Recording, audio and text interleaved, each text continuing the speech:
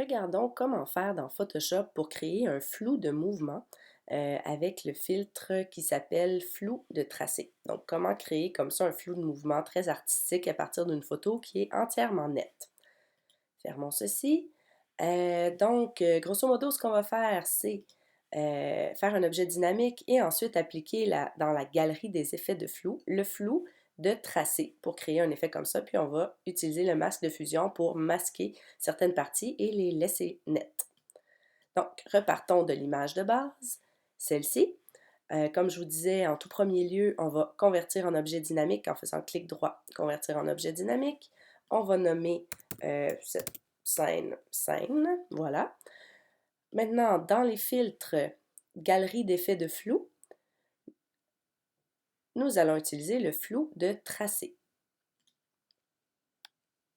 Donc, à la base, le flou de tracé, là, comment il fonctionne, c'est tout simplement une ligne droite qui nous permet de faire un flou plus ou moins intense, là, selon la vitesse qu'on va choisir.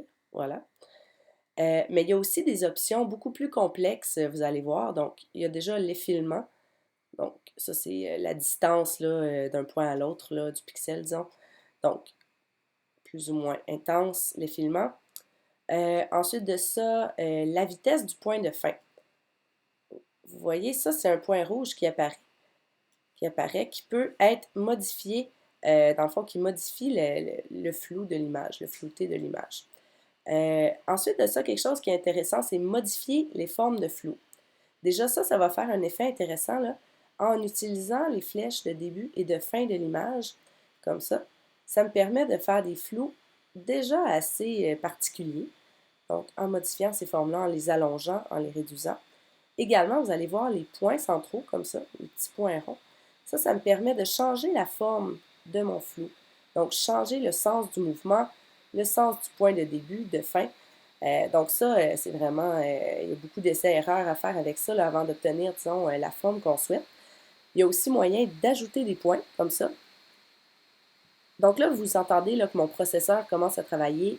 C'est quand même des transformations qui sont assez complexes là, à générer.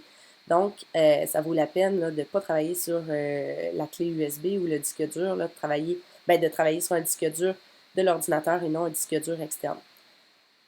Donc, voilà, déjà, je peux avoir une transformation intéressante.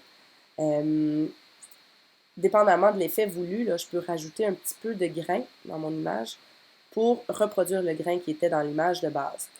Là, c'est dur à dire hein, si c'est ce qu'on voulait obtenir là, parce qu'on ne voit plus rien. Donc, peut-être que la vitesse est un petit peu trop intense. Bon. Déjà, quand on voit un peu mieux la guitare, là, on comprend mieux qu'est-ce qui se passe. Donc oui, même un mouvement un peu aléatoire comme ça donne une impression quand même de mouvement de guitare intéressant. Donc, on peut faire tout de suite OK.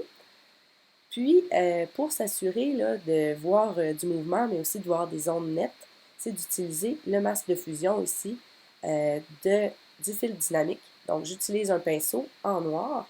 Dans mon cas, je peux l'utiliser à opacité 100% avec une certaine zone de flouté là, pour me permettre de donner un effet un peu réaliste. Et je peux venir libérer certaines parties qui n'auraient pas bougé dans mon flou. Donc, exemple, le visage, peut-être le personnage derrière n'aurait pas bougé, l'arrière-plan non plus, probablement. Donc, si j'ai quand même des grosses zones là, à colorer, je vous conseille d'agrandir le pinceau. Bon. Et c'est pas plus compliqué que ça. On a obtenu un flou de mouvement qui est déjà super intéressant. Ça a pris quelques minutes et on a un beau résultat final.